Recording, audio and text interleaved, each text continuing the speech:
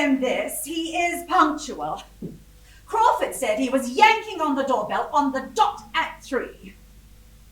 But I am a very unpunctual Rani. When you hold all the cards, it's much more fun to lay them down slowly.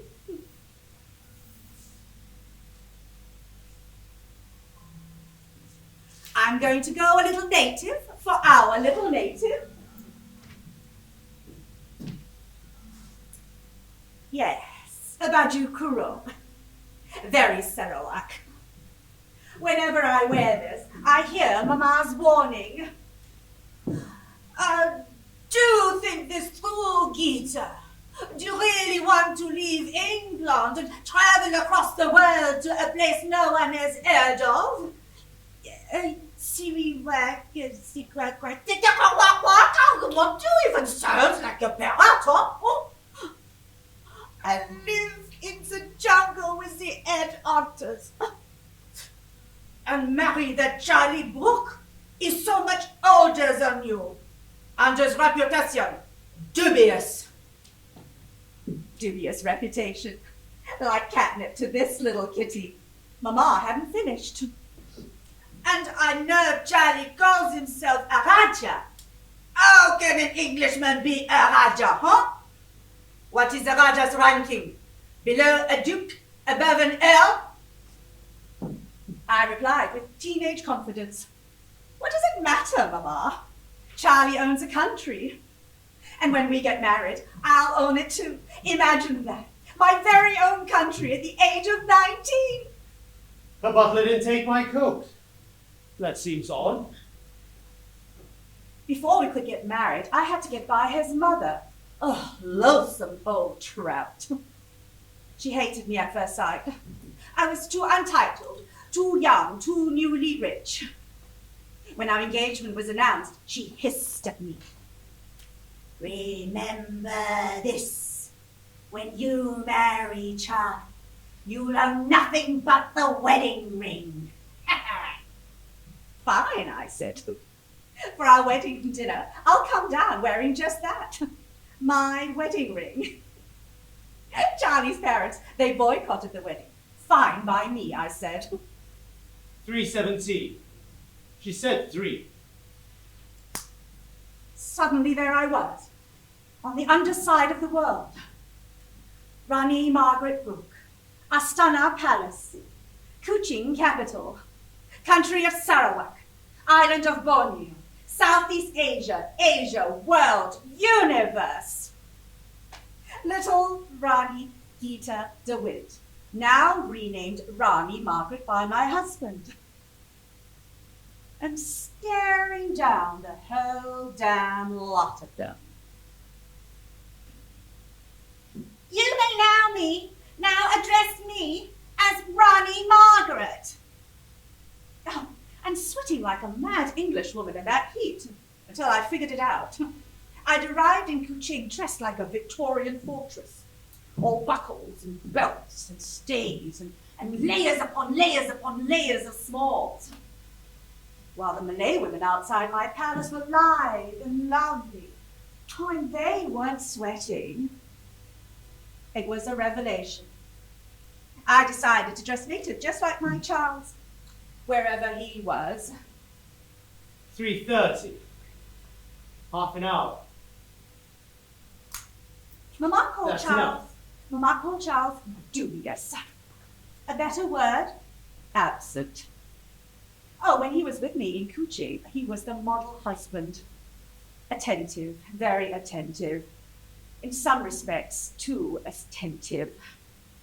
But he was always upriver, quelling things. The British let the Brookes have Sarawak for good reason. Charlie's uncle James, the first white Rajah of Sarawak, now, he was a master in keeping the region calm. But like my Charles, he had his own dubious reputation. Dubious in the sense that he wasn't quite manly enough. Whenever he wasn't upriver quelling uprisings, he'd be down in Kuching being dubious with cabin boys. Apparently, that was his specialty. I hadn't realized you could specialize in cabin boys. Surprise, surprise, James died without issue, Charles took the throne, and I would soon discover that my Charles would have his own sexual specialty. But I didn't know that then. I only knew this. A Rajah requires a Rani. So I would wait for him to return from upriver, dressed like a native, learning Malay, and though ever so fertile. Little Rani Peter, now Margaret, on the other side of the world, in the land of specialization. I was so very, very happy. I was 17, another survivor of Father's surly congregation from Devon, Yorkshire, and South Africa. And totally out of the blue, we take up stakes again and move to Canada, to someplace I can't even find on maps. Madoc, Ontario, somewhere north of Belleville. No road signs, barely any roads. Under this, my body lived free. No. Well, free wasn't quite accurate. My body was still the property of Rajah Charles Brooke. Happy. Once he got his paws on my dowry, this was my only possession. I never gave him my soul, never surrendered my spirit, because I knew then, at 19, then 20, 21, I knew that. But I also knew this, that one day Raj Charles Brooke would be dust in the Sarawak wind. My children would be over there, and their children's children, quelling, quashing, bringing peace and justice, world without end. Now, is it time for me to do my own bit of quashing, or shall I wait a bit?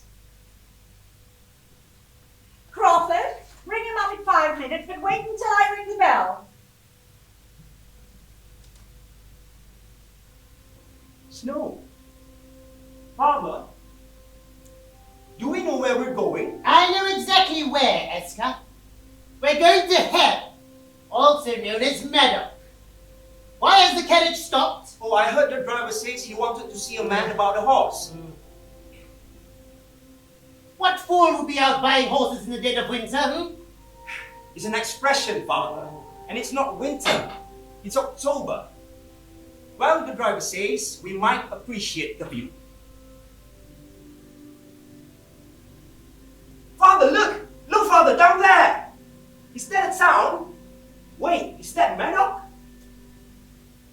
It's not very big. I've had boils that were bigger and prettier. Oh, but look at our church. It has a noble prospect up on that hill. That would be the Presbyterians. See that shed sporting by the mill pond? Mark my words, that's us. 50 Anglicans, I'm told. 50 filthy, flea-bitten, low-church Irish Anglicans, me, your mother, and you, festering beside a malarial swamp. Welcome to your new home, Madoc, Ontario, Canada, North America, hell. But Father, look at the trees, the leaves, and all the colors under the snow. Of all the places you've been, have you ever seen anything so beautiful? It's not even November, Esca, that ought to tell you something. It's a snowy day in hell. But Father, hell is hot. Well, according to the Bible.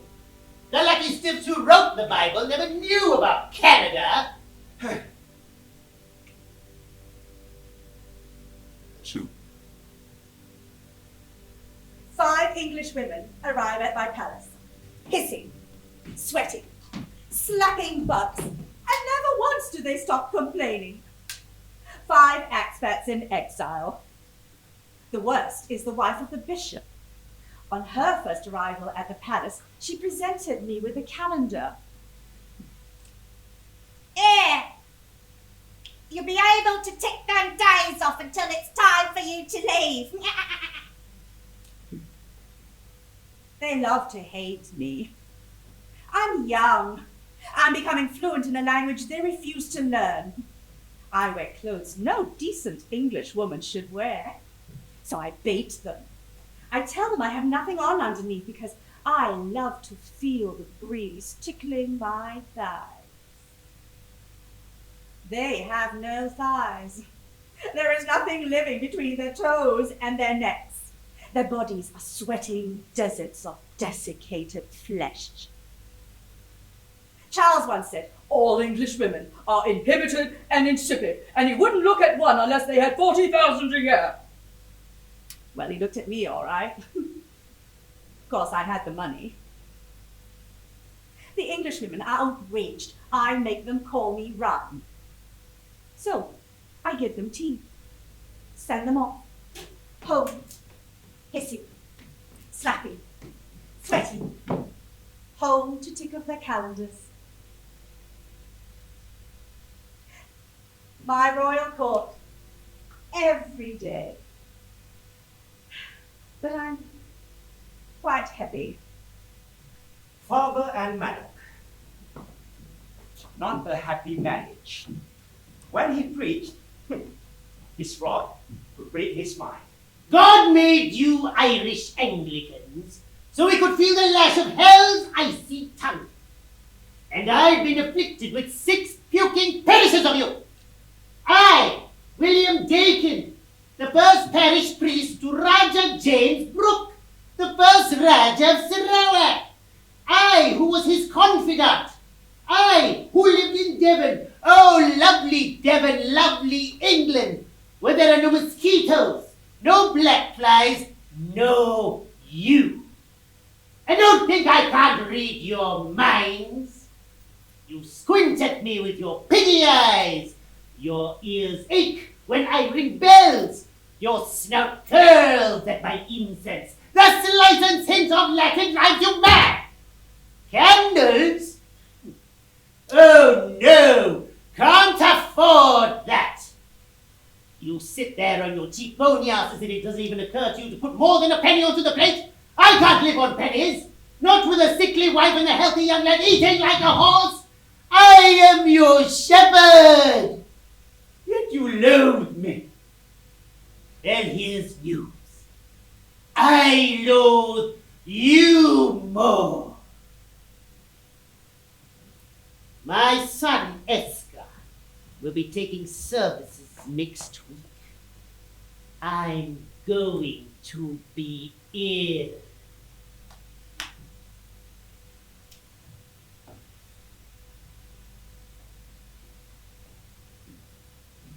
It was a glorious adventure until the brook worm began to turn. I was walking along the river and should have been contemplating its beauty. Oh, the mighty tides that sweep out the Kuching. Little boys swimming, screaming with delight. But I was vexed. Charles was 100 miles upriver again. I started hearing Mama's voice. I told you so. And my voice answering not quite so surely now. But I'm happy. The protest of a now 21-year-old heiress who has married a Rajah 1,000 years her senior. An heiress who is beginning to understand that she is 2 things and 2 things only. A meal ticket and a broad mare. I remember that day well. It was the day I found the book. I found this copy in my library. I had told Crawford to burn them all, but he's missed this one. This brings back the memory of that day. First, I was excited to discover my husband, a published author. And then I read the title. The Importance of Miscegenation for East-West Relations and Governance by Rajah Charles Brooke. I had to look up the meaning of the word miscegenation. Sex between races. I hadn't thought that was possible. But in this book, not only does my husband say it is possible, it is preferable. What is it about these Brooke men? The first Rajah favoured cabin boys. The second Rajah favours everyone else. What if I have sons? What's left for them to do? So out I go again, the Sunday substitute, running to the faithful. Through the forest, long twisting path. stopping to watch a deer smash through a bush, leaping over stones, waving at the farmers toiling in the fields of stones, loving even the mosquitoes that cloud around me and then lift in disgust, as uninterested in my flesh as they are fascinated by my father's. When I'm running, I know there is a God. I can feel him in the wind. In every gulp of oily air. But he's not my father's God. He's not vengeful. And he's not playing some cosmic trick. And when I finally reach the tiny log meeting houses, that's what I try to tell my listeners.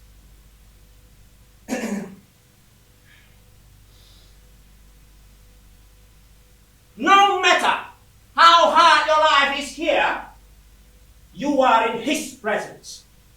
And despite so much evidence to the contrary, it is good. That's what I tell them, if they bother to show up.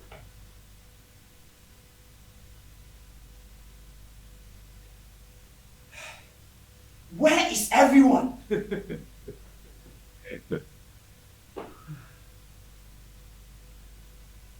Where is she?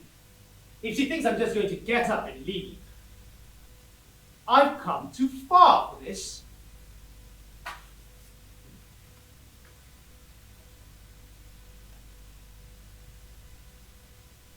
It's all here. The reason why Charles ignored me and held my sons in such contempt. The Englishman is not physically suited to life in the tropics. They are like exotic plants. On the other hand, the Oriental cannot administer good government. Inevitably, that means the ideal person for the colonies is a genetic commingling of the local and the European. A race that can both stand the sun and make a living in it. In England, this is condemned as miscegenation. In Sarawak, it should be praised as common sense. Common sense? When I read this, 50 years ago, two things became crystal clear. I was getting sick in the morning. For all of Charles's worshipping of genetic commingling, he'd done an efficient job with his English broadmare. And two, the next time the Rajah was going to go upriver on one of his administrative tours, I was going to go with him. I was not going to let my husband continue practicing his definition of common sense. I knew there was a God. I still know it. But sometimes I couldn't remember where he was at any given time. Or where I was. Or which week it was, for that matter.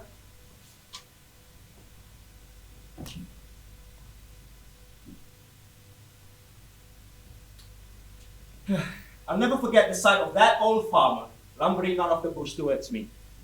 My congregation. Welcome to St. Mark, sir. For some reason the door is locked. What are you doing here, son? I'm your lay reader this week. Old Snooty Pants got the Sunday flu again, eh? My father. He's unable to attend. The door. Do you have the key? Sonny, I've got bad news for you. This is a Tino-lite. I'll turn this next Sunday. You're supposed to be in Queensborough today. Lord, even if I run, I'll be an hour late. Leave them. They're all going down to the Methodist anyway. On account of your pie and his canvas, eh? Come home with me. The wife will give you token. And if it helps your conscience, we can sing a hymn or two. All right. And you can help me settle a bet between me and the wifey. I says you're Spanish. She's got you down as Egyptian. Well, sir, you are both wrong. Oh, don't mind me asking. We don't got a lot to be nosy about up here. Handsome, dark-complected lad like yourself just come running out of the bush once got to get curious, eh? But really, son, I need to win that bet. Tell the wife, you're Spanish. What's the bet for? Never mind that. Just know I'm going to end me Sunday with a smile on me face. Poor Charles.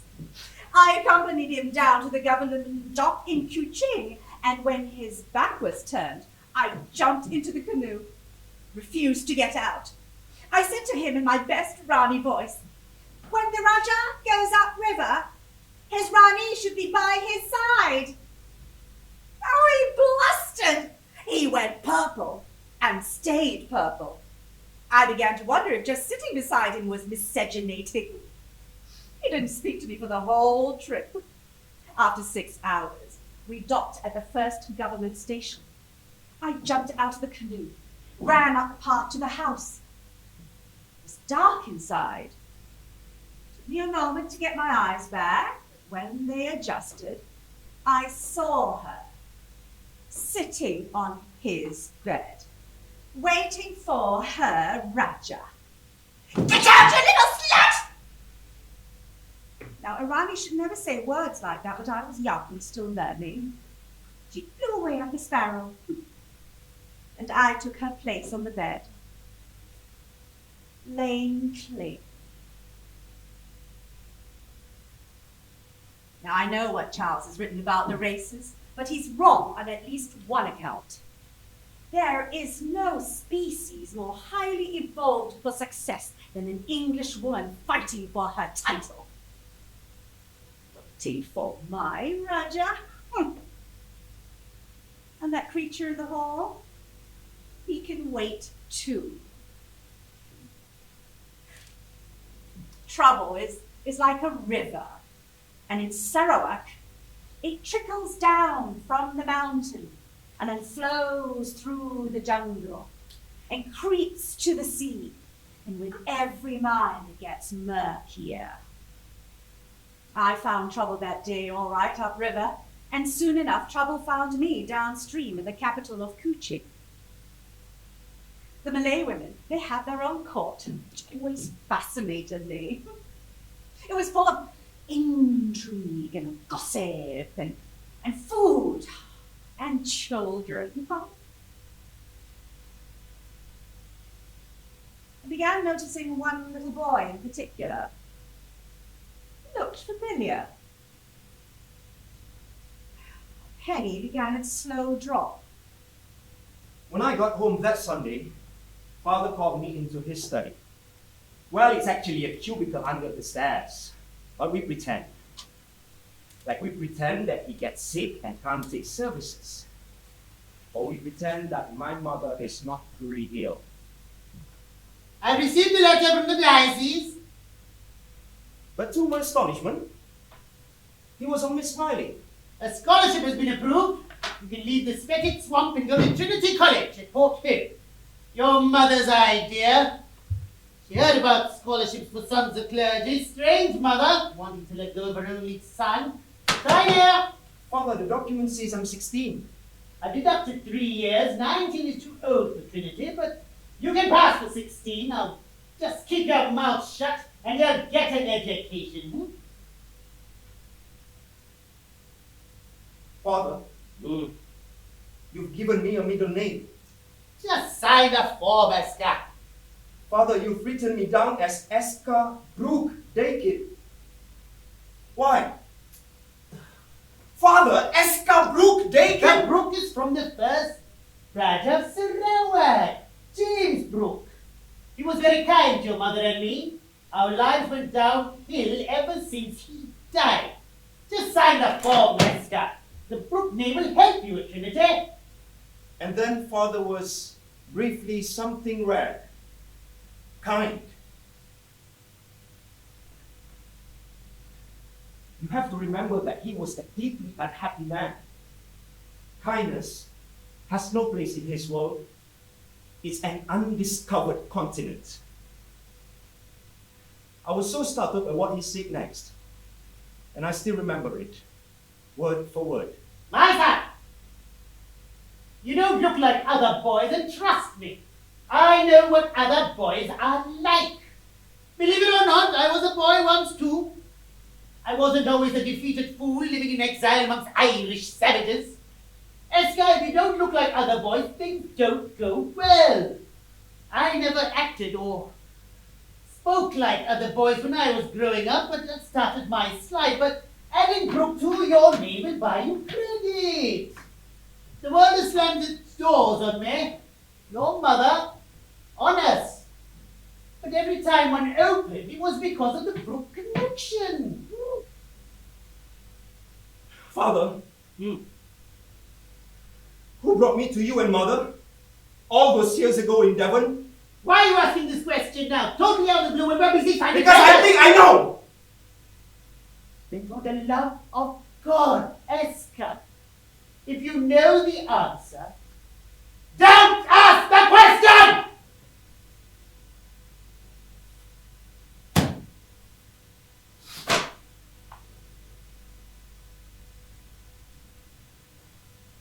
Father was right. I wasn't like the other boys at Trinity. They were younger, rich, loud, uncouth, vulgar, and really, really smelly. I had the time of my life. I invited the bishop's wife over for tea. Never did learn her name, but she was so obsessed with titles, I simply called her Mrs. Bishop. Dreadful woman. But she knew everything worth knowing in Sarawak. She'd have the goods on that little boy. But Mrs. Bishop resisted. She remained silent. So I did to her what my nanny used to do to me when I was bad. I got her in a headlock. I tightened. I twisted. Mrs. Bishop! You see that boy over there? The one they're all fussing over? Yes. I hear them calling him Esca. Who is he? Who is his father? Is it mine, Charles? Mrs. Bishop resisted for a while. I will give her that. Finally a squeak. Yes! Yes, what? Yes, Granny Margaret! In for a penny, in for a pound. Who is its mother? Diane Mastia! What? Diane Mastia! Well, which one is she? She's upriver. Roger Charles wanted the boy raised here. Keep an eye on him. Give him an education. What kind of a name is Diane Mastia? It means she's the daughter of a chief, which makes her a princess. She's a princess, so Esca's a prince, in addition to being the son of the Rajah. There was a tone in her voice I didn't like. Wives of the higher clergy can sometimes be very insolent. Mrs. Bishop, you seem rather ignorant about the lines of succession in Sarawak. I am married to Roger Charles. So is Diane Mastia. And having dropped that little bomb, she headed for the door. We call ourselves the Dudes, my classmates and I. We would get dressed and parade along Walton Street, and those Port Hope yokels would hurl insults at us, but we owned that crowd. I excelled at sports. Spent a whole year running through the bush from church to church. No one at Trinity was fitter. I set a new school record in the steeplechase, leaving the nearest fellow 90 yards behind me. They put me in the cricket team, and I led them to victory over our hated foes, Upper Canada College. I held my crease for an hour and a half. Oh, what a day to remember. We paraded along Walton Street, me hoisted on those fellows' shoulders, and this time, all the yokels were cheering. Mrs. Bishop, stop! How is this possible? I married Roger Charles in England, in the Church of England, by an English clergyman. And according to the laws of England, an Englishman can only be married to one person at a time. Mrs. Bishop had reached the door. She turned and drew up a sweaty bulk and sneered. This isn't England, Rani. This isn't even a colony of England, Rani. This is an independent state owned by your husband. Rajah Charles makes all the rules. He married the Dayang Mustia 5 years ago. Esca is now 3.5. But it wasn't a Christian marriage. Doesn't matter in Sarawak. A marriage is a marriage. Mohammedan laws hold equal weight. Well, that's just ridiculous. It's the law. Well, they can never prove that Charles is Esca's father. Actually, they can. My husband baptized Esca. It's all in the parish records.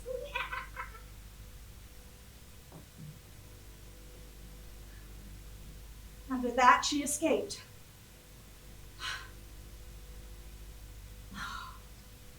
Please tell me he's still not waiting. My friend David Dunlop asked me what it was like to be at Trinity College at night. Knew he wasn't talking about the food. I told him if you win the cricket trophy for your school, you could be striped like a zebra and nobody would care. They made me head boy. They never knew my age. 22 by the time I graduated. But they always knew my middle name. Brooke. I was so happy there. But with great joy comes great pain. Phew. Now I'm starting to sound like my father. He's waiting me out. He wasn't easy to get rid of the first time, and it appears he won't be this time either. 3:45. Man, have you no pride? The locals viewed him as some kind of messiah, somebody who could grab the country away from us. Could he have? Well, I wasn't about to find out. Oh, but he was growing like a weed, and my attention was diverted. English broadmare. First, sadly, a girl, Margaret. Then Gloria Dale. Twin boys, Charles and James. An heir, a spare, and a daughter. The succession was secured, except for that young boy outside my window. It was hard leaving Trinity and returning to the backwoods to start fitting in again for father who had reached new depths of unpopularity with his flock. In the fall, I headed off to Queen's University, but there was something in the blood. Something new. AIDS, malaria, a fever, something I got that summer running through the bush and the swamps. I got sick. Very, very sick. My father came down to Kingston to get me, brought me home, laid me down in the rectory parlor, and my poor mother, herself an invalid, bathed my fevered brow because it was all she could do. And outside my room, in the hall, we could hear my father, the eternal optimist, rehearsing my eulogy.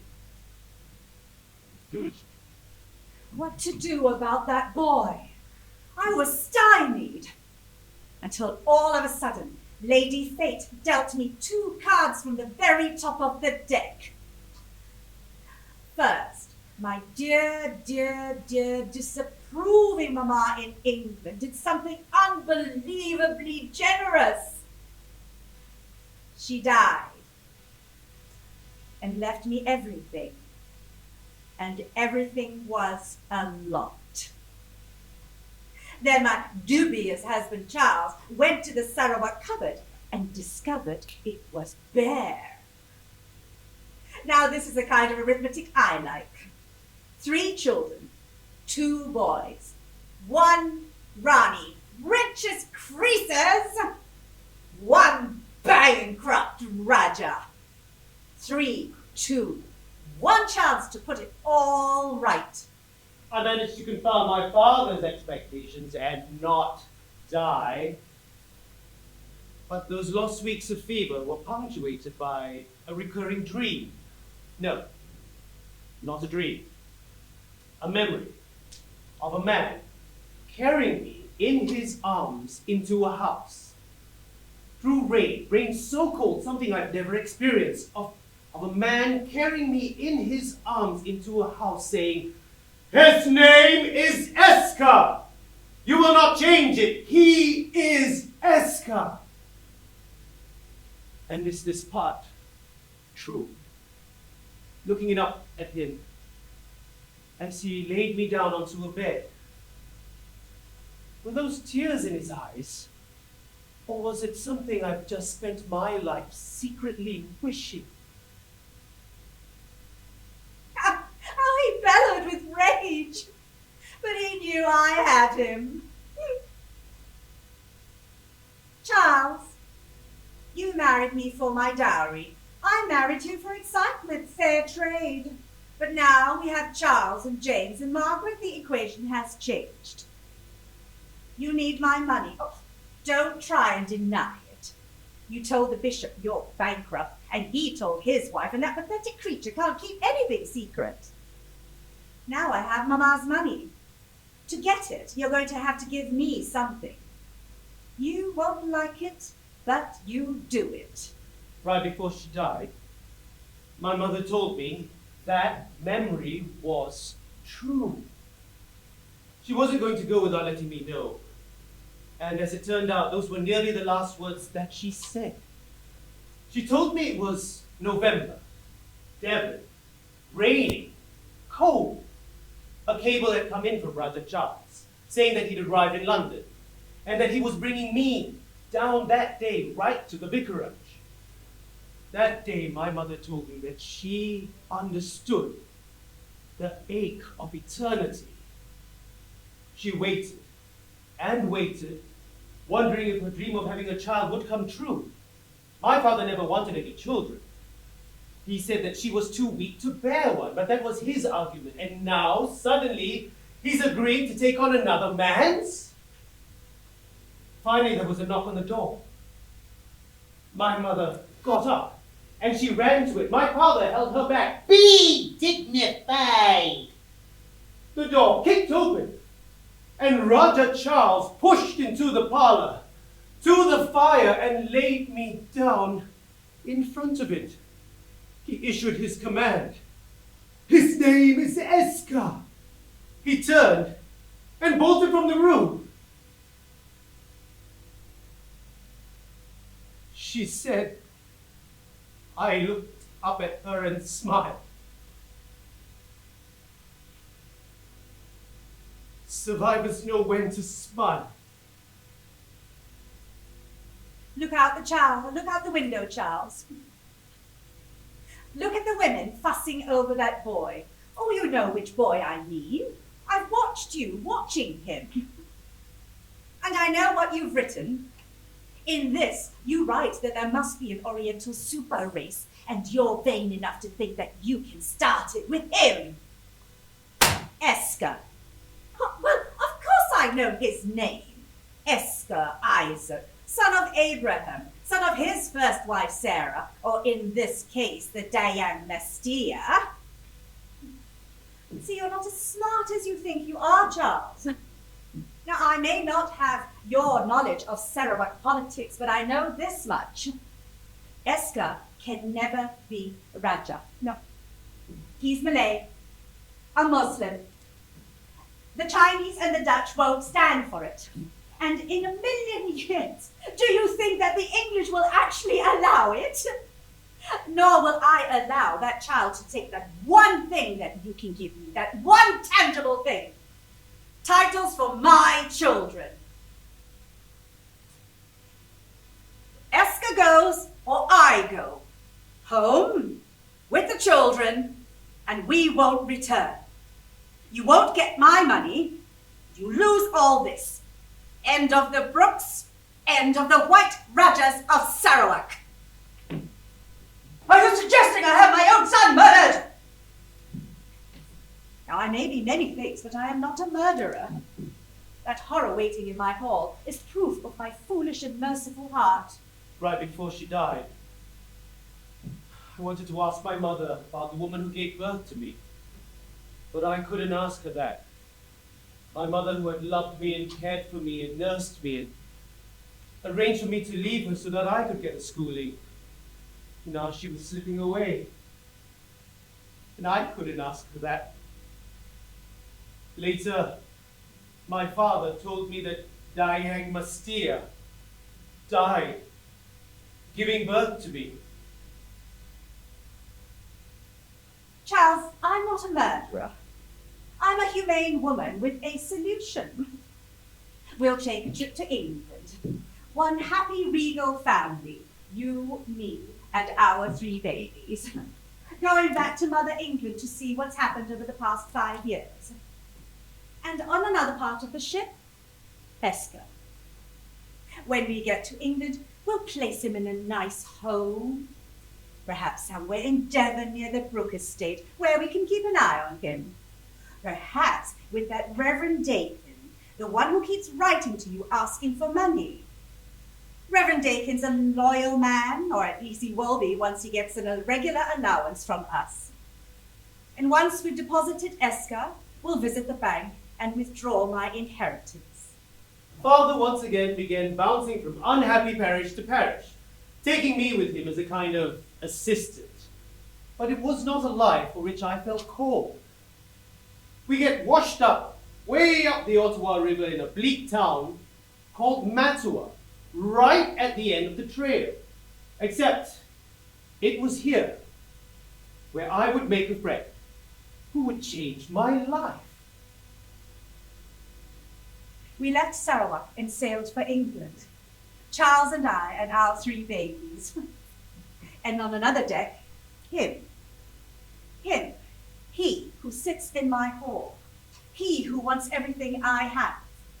He bound for a vicarage in Devon to be adopted by that loopy vicar with a sickly wife. And on we sailed. Through the Indian Ocean, the Red Sea, approaching the Suez Canal.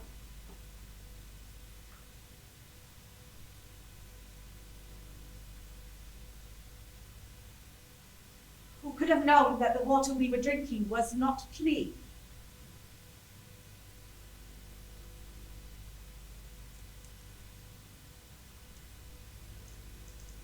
My friend David Dunlop was a young lawyer in town. And like me, he was aching to get out of Matua. We would go over to a hotel, and over some beer, he would tell me about his plans. And he had great ones. But one night, he let me in on a little secret. Things are happening, Esca. North from here, up into Minskami. They're finding minerals like you've never seen. I'm partnering with the Timmon brothers. I heard of where they'll stake, and I'm getting in. I've mortgaged everything. We set up a company. What are you going to call it? David Dunlop Mines? Ah, no, Esca. We're gonna name it after the prospector who discovered the lobe. Benny Hollinger. Hollinger Mines. Now, how's that for ring of success, eh? Hollinger Mines. So, Esca, buddy, are you in? There he sits, born in a jungle, raised in a forest, and taking up room in my hall.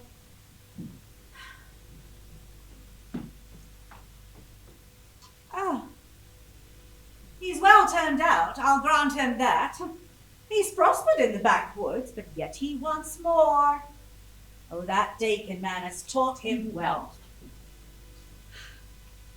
I thought to secure the succession by getting rid of him, but it appears that even the smartest Rani can sometimes lose at arithmetic. Why the hell is he here now? Raja Charles died 8 years ago and he didn't surface then. nor after the Great War when things got messy in Sarawak. He's heard about the unrest.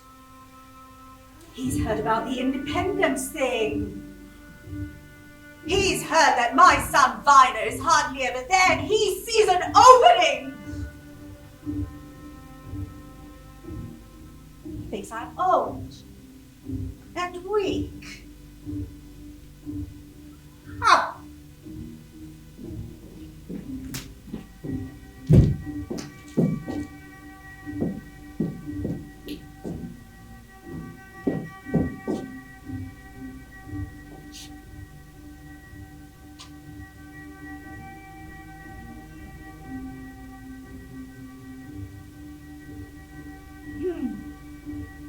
One, two, three. 3, 2, 1. Crawford, show him up. But wait outside the door during the audience. One never knows how these people will react when they're being torn to shreds.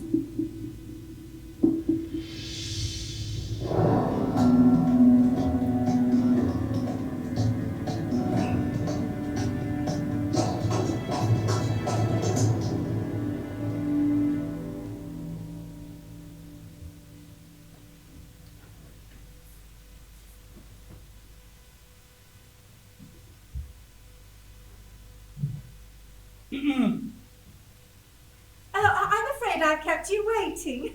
Thank you for seeing me, Ronnie. I haven't met anyone from my family. You still haven't.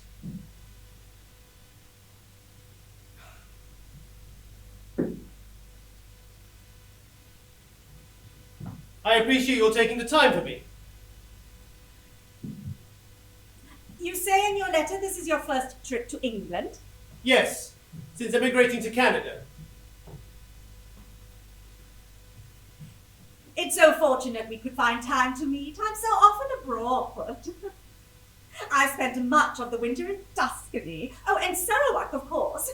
I've been told you haven't been back there in 20 years. Well, there was a small matter of the war. A war in Sarawak The Great War. that ended 7 years ago. I don't need a history lesson. Of course not. Excuse me. Mr. Daykin, Brooke-Daykin.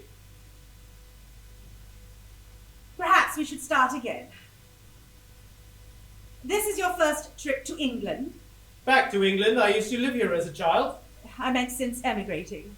Yes. Did you bring your family with you? My wife, Edith. Oh, good Lord, you haven't left her out in the hall, have you? No, she's visiting the National Gallery. I thought it would be best if it was just you and me. Oh, actually, I rather would have liked to have met this Edith of yours. Tell me, this Edith, is she English? Canadian. Well, that could mean anything. She is of English ancestry, if that's what you're asking. Well, I wasn't, but... As am I. Quite.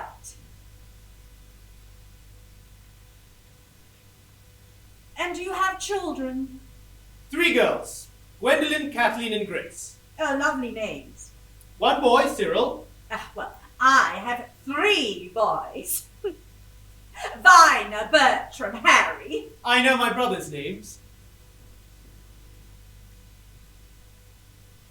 I have photographs of my children, if I suppose that wouldn't interest you. Oh, au contraire, Mr. Daykin. That would interest me a great deal. That's Edith, Winnie, Kathleen, Cyril, and the youngest one, Grace. Oh, she takes after you. They all take after me. Oh, no, but she does in particular. Is this your home in the background? Yes, it's an area in Toronto called Lawrence Park. Oh. Do you know the oddest thing happened the other day? A family with chairs turned up and plumped themselves right outside our front gate, dressed in their Sunday best. Viner was visiting, and I sent him down to find out what on earth they thought they were doing. I thought they were picnicking. It turned out that they had a photographer with them, and he was photographing them in front of our house as if it were theirs. I can assure you this is my home. Oh, I didn't mean to suggest. I'm sure you're doing very well. You Canadians always raise yourselves up by the bootstraps. Oh, you people simply the marvel of the empire. I was an executive at Hollinger Mines. I worked very closely with Sir David Dunlap for many, many, many years. Oh, did I know you have Canadian sirs? There are those who don't know that there are English Rajas. Yes. Ignorance is epidemic. Since Sir David's death, I have been employed under Lady Jessie in managing her affairs. Oh, yeah. Oh, do you know? I think I might know of this Sir David of yours. Oh, there was an article in the Times written about him when he died. Some sort of miner? If the person who owns the largest silver mine in the British Empire can be said to be minor, yes. Why are you here? I thought it was time for me to meet my kid. As I said before, you still haven't. With due respect, Rani, I disagree. What do you want from me in a word? Recognition. Recognition of what? Who I am. Who exactly do you think you are, Mr. Daykin? Brooke-Daykin. That Brooke seems to have made a very recent appearance. That Brooke has always been there. The Daykin came later. I want recognition that I am the son of Rajah Charles Brooke. There. You're not asking for very much, are you? There. It isn't much. I was being sarcastic. You're asking a lot. Recognition requires proof. My parentage is a well-known fact. One person's well-known fact is another person's mind-boggling mystery. Concrete proof is required if there's to be any sort of recognition. And since it doesn't exist, that ends that. Are we done? What would you consider as concrete proof? Oh, well, we English are rather fond of our documents. A birth certificate or something along those lines, which you couldn't possibly have. Perhaps a photostat copy of my baptismal record. The original is in Toronto. You'll see that signature of your late husband, Rajah Charles. Oh, these documents are so easily falsified. Not likely. Not the person who gave this to me. Oh, and who is that? You had a nickname for her. A nickname? Mrs. Bishop. I know no one by that name. Let me refresh your memory. Her surname was Chambers. You called her Mrs. Bishop. She was the wife of the Bishop of Sarawak when you first arrived there. He subsequently returned to England and became Bishop of Leeds. She has also signed a notarized document as to the authenticity of this. You actually tracked that poor creature down. No, the Bishop of Toronto helped me locate her. Oh, you Canadians. Miners become sirs and bishops become sleuths. Mrs. Chambers wasn't hiding. She had keen memories of a time in Sarawak, vivid ones of you. She kept a diary. How industrious. Her husband had access to the official records in Sarawak, and he kept this for some reason. He was very interested in the Brookes. He was particularly close with Rajah Charles. He was a pedantic fool. Which? The bishop. Ah, your memory is returning. I don't think the Bishop of Leeds thought much of my father, Rajah Charles, either. My late husband held very controversial views about the relationship between Europeans and the natives. Against the laws of common sense and nature, Rajah Charles believed that there was no moral harm for an Englishman to take a local woman, as something on the side. Oh, it pains me to say this, but that was the state of affairs before I arrived in Sarawak. Oh, not just only with Charles, but with other gentlemen stationed out there. No doubt even the bishop had a vixen in his vestry.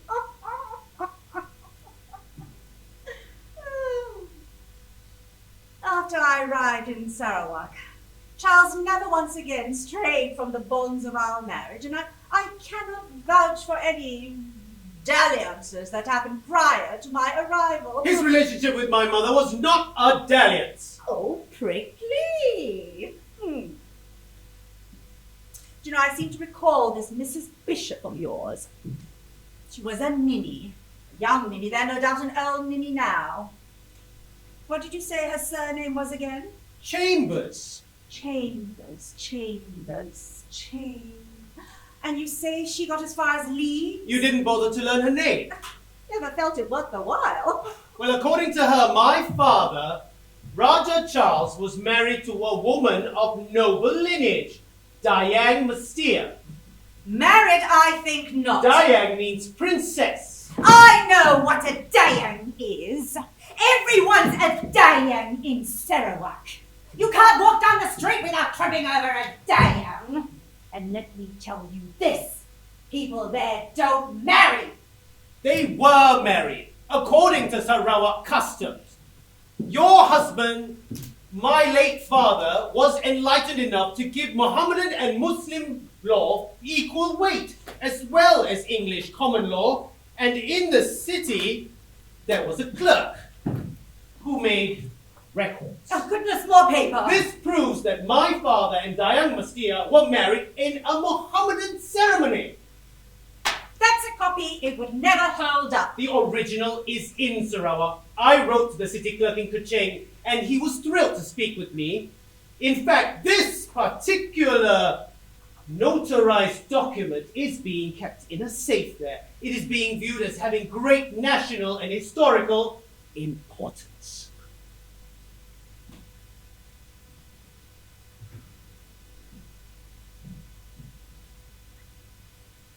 What exactly do you want from me? I told you. Recognition.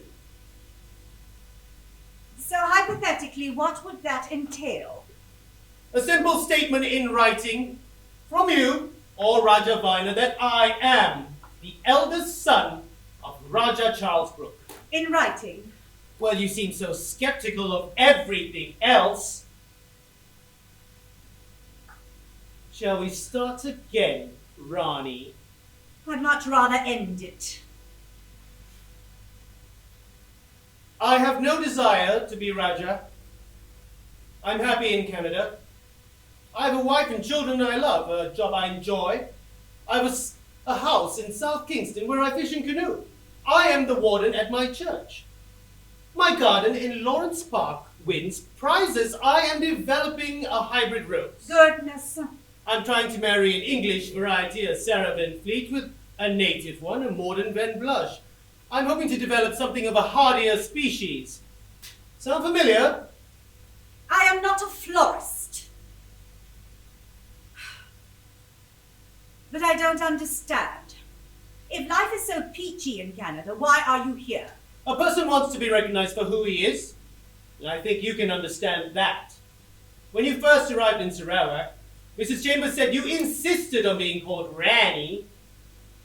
I don't want to be called Raja, Lord no. I'm very content with my younger brother, Viner, as Raja. Well, you'd have no claim to it anyway. You haven't even been there. From what I've read, Viner is rarely there either. When we first arrived in London, there was a picture of him in the Times attending the theatre. Well, Bertram often subs in for him. The people there can hardly tell them apart. They say we all look the same. That's because you all act the same. Careful, Mr. Daykin. Any more of that and I may actually start liking you. But you must agree there needs to be a Brooke in Sarawak right now. Why do you say that? The unrest? There is no unrest. There is a movement to liberate Sarawak. And from what I've read, it's gaining strength, similar to other countries in Asia. But I think you know that, Rani. Rani, I am not interested in politics. I'm more concerned with aphids. Viner is welcome to Sarawak. Long may he reign. I am just here to get one thing. A simple statement of my parentage. I'm not leaving without it. And that, my little friend, is where you have crossed the line. I will not be threatened. Good day, Mr. Daykin. I'm prepared to go to the newspapers. We don't read Canadian newspapers The here. Times is owned by a Canadian, Matt Aitken, Lord Beaverbrook. Well, I know who Beaverbrook is. I had tea with him last week. Then you should know that Lord Beaverbrook is very good friends with Sir David Dunlop.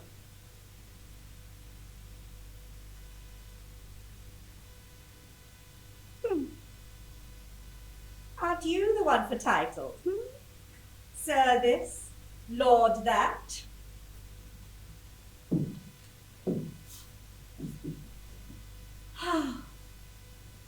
So, Mr. Hyphenated, I suppose you want money too. No! No? No! Oh, well then you're a cut above your father, the Reverend Daykin. What does that mean?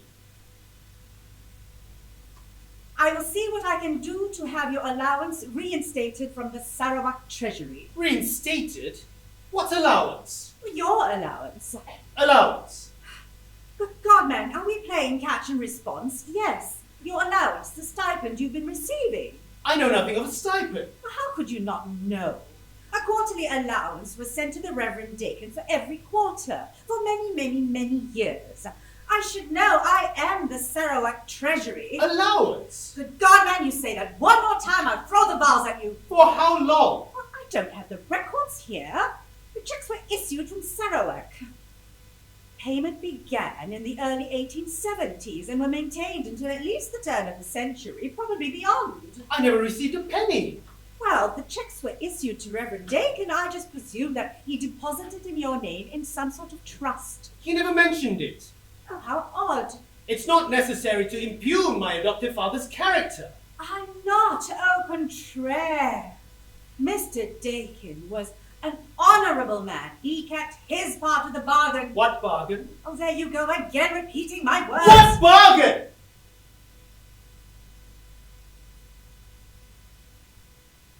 The allowance was contingent upon keeping you out of Sarawak. Oh, don't look so shocked. Why do you think we took you to Devon? Why do you think you went to South Africa? Why do you think you ended up in Canada? The further away from Sarawak, the better. And why do you think you were kept over there? You're saying he took money to keep me away? Well, an agreement was made with the Daykins for which we paid for many, many, many years. My God. My father gave me away and my adoptive father took money to keep me away. What, for 30 pieces of silver? Oh, not nearly that much. But why? Why go through all this trouble? Are you thick, man? I was a child, a boy. You're afraid of a child? Sarawak must be ruled by a brook. The Rajah must be English. That's not what my father wrote. My father wrote that racial commingling was the way forward. I know what that old fool wrote. But Sarawak is just like any other colony in the empire. How do you think that 1/4 of the world came to be ruled by this tiny country? Because this 1/4 of the world is a quarreling stew of race and religion, and the only thing keeping it together is us, the English. Think about it, Mr. Daykin. What do you think would happen if you went back to Sarawak? There would be civil war. In months, the country would dissolve into factionalism. My husband, Charles, kept the peace in the region for many years. My son, Viner, keeps the peace, and his son will continue to keep the peace too, because they are English. Because that's what we English do. We keep the peace. When you're not waging war. Oh, you do amuse me. And how do you keep the peace when you separate children from their parents? It worked.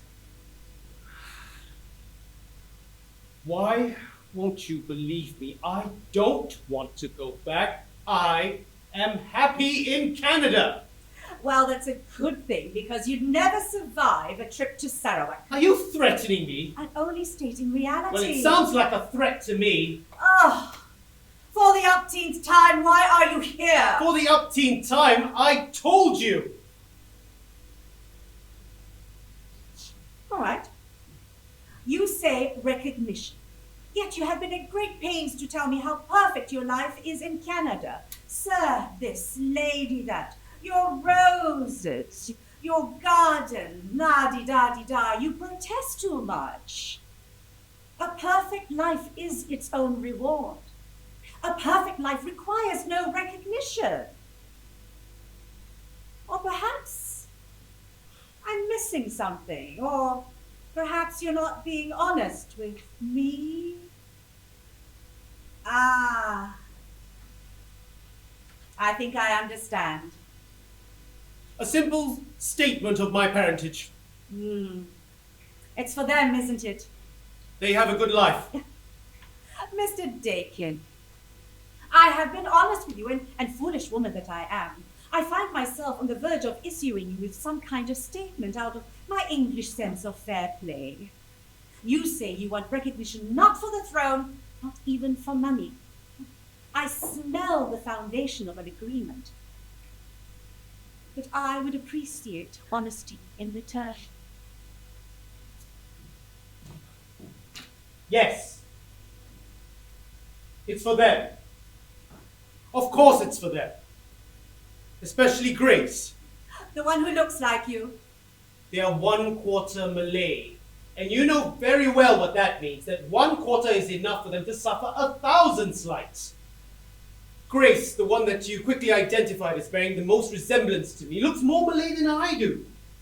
She's not invited to dances. She's not invited to her classmates' homes. Grace went to a birthday party at a chum's, and the father took one look at her, and he said he didn't want I cannot say the word, in his house, and sent her home, a little girl.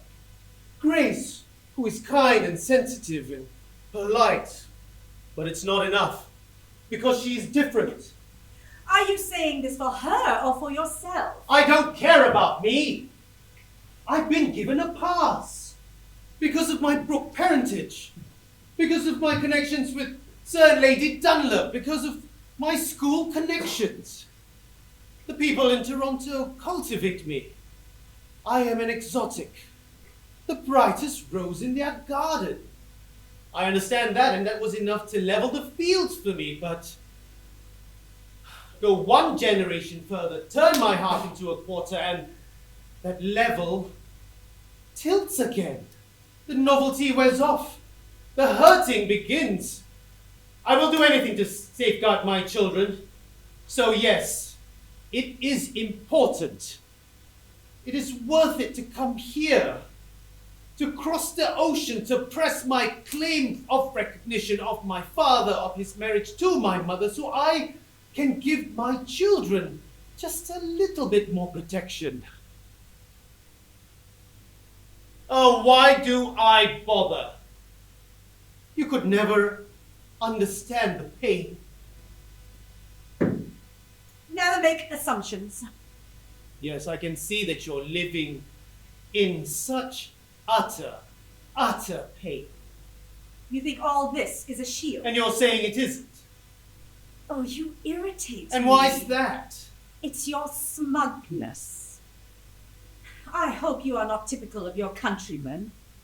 It'd be ghastly to think that your level of smugness existed on a national scale. One great nation thinking it was squatting on high moral ground. One giant, frozen, self-righteous iceberg. Oh!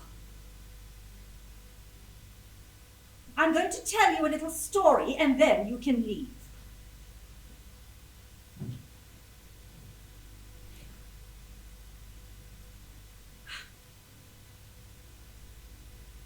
When we left for England, yes, to get rid of you, we had 3 other children with us. I'll say it. Your half-sister and half-brothers. Margaret, Charles, and James. 1, 2, 3 siblings. When we left Sarawak, they were healthy little monkeys, running around on the deck, driving their nannies to distraction. To Singapore, to India, the Red Sea. Nearing the Suez Canal, almost the Mediterranean, and so close to England, as they say, you could almost smell the kippers. Then I noticed my baby started getting sick, vomiting, cramps, dehydrating. All my babies Cholera. gone in just hours. Margaret, and Charles, and James, wrapped in white linen from the first-class dining room, and then slipped into the Red Sea. 1, and 2, and 3.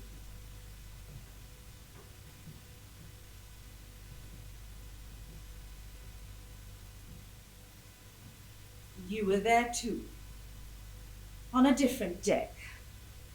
And you got sick too, but you were older and stronger. And Charles kept going down to check on you. Charles saved your life. Charles breathed into you. Do you know what I mean by that? He literally kept your lungs going by breathing you through the fever. My 3 babies were dying and he was keeping you alive. How ironic was that? My 3 babies, whom I was doing everything for. We were on that damn ship because of you. I tried to safeguard their future and I lost them. So let's weigh it all up, shall we? You're down 2 fathers and 1 tin pot title.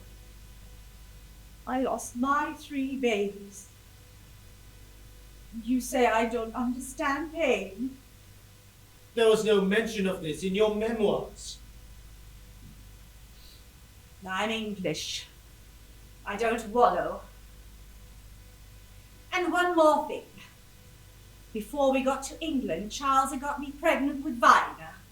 Protecting him and the 2 after him has been my life.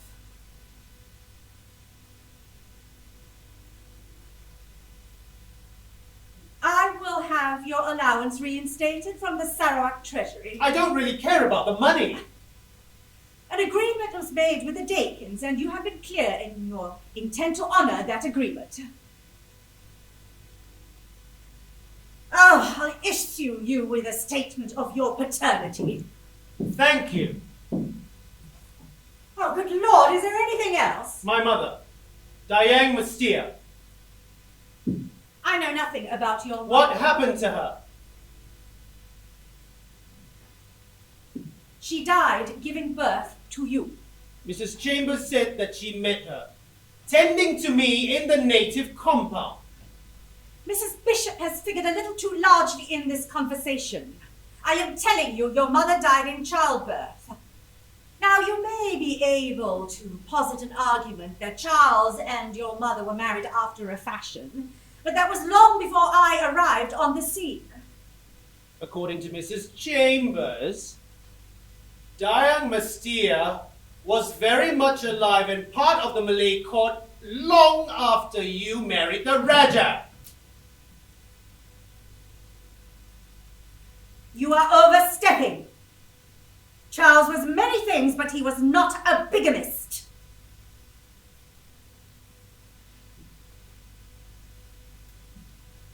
Oh, do you know, I think all this clambering around the family tree has simply exhausted me. Could you kindly see yourself out?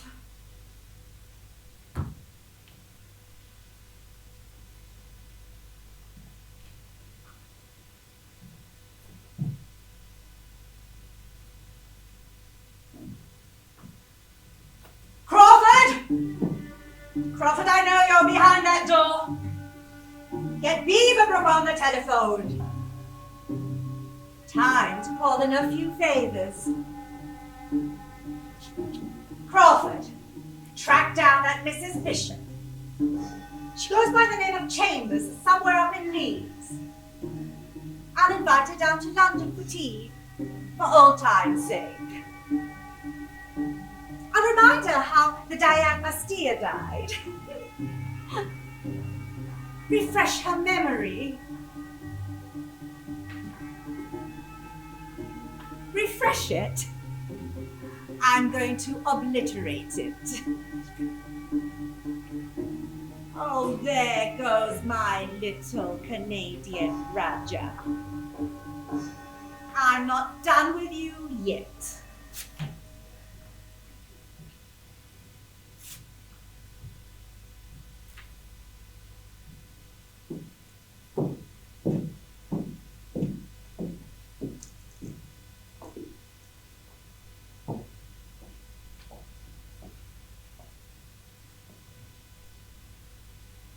Everything in my garden is from somewhere else. My magnolia tree is a hybrid from China. I purchased it in a nursery in Ottawa because I couldn't find the right variety here in Toronto. My irises bought the bulbs at a botanical garden in New Jersey. My white pine, transplanted from my cottage at Big Rideau, north of Keith. Me.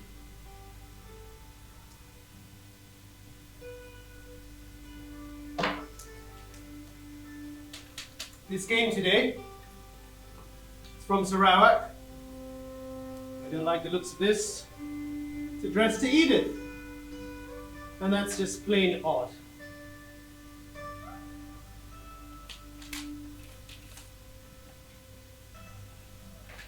To Edith Daykin, quarterly pension. Husband Esca was an employee of Brooke family, resident in Canada, pension reinstated.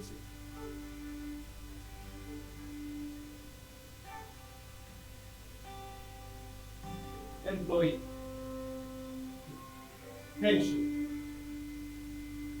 Edith. £10.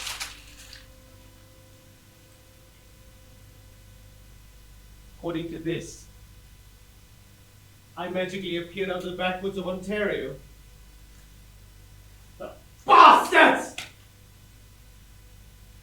They will never relent.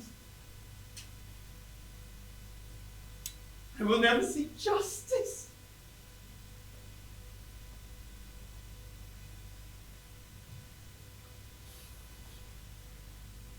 You know,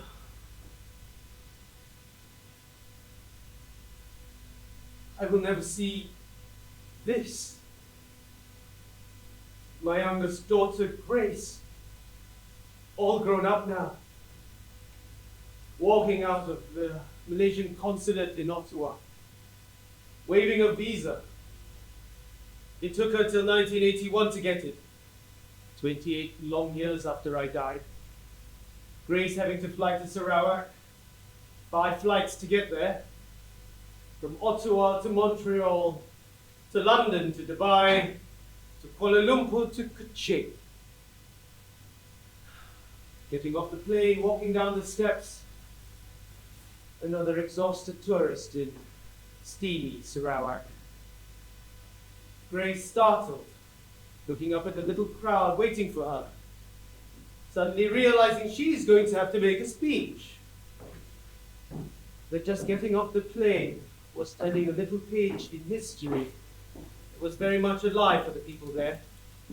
Everybody looks at her, waiting for the daughter of Esca Brooke to speak.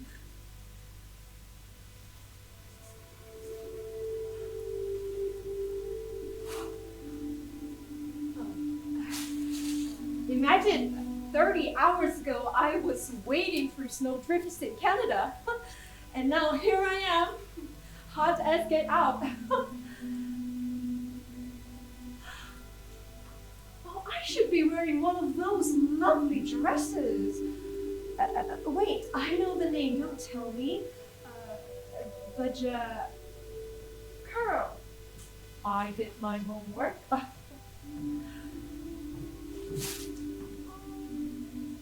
I always thought my father was the handsomest man in the world. And now when I look at you, I sure can see where he got his looks. For his mother, your grandmother, great-grandmother.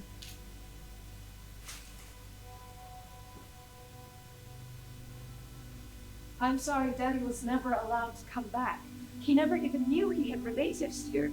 He believed his mother had died giving birth to him. It seems unfair. I'm getting this big welcome and not him. And to see how many relations.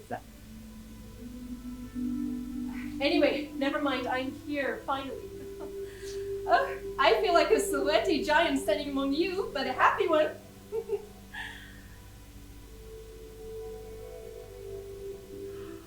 Oh, you don't understand a word of what I'm saying, do you? Who cares? My cousins! Your smiles are enough.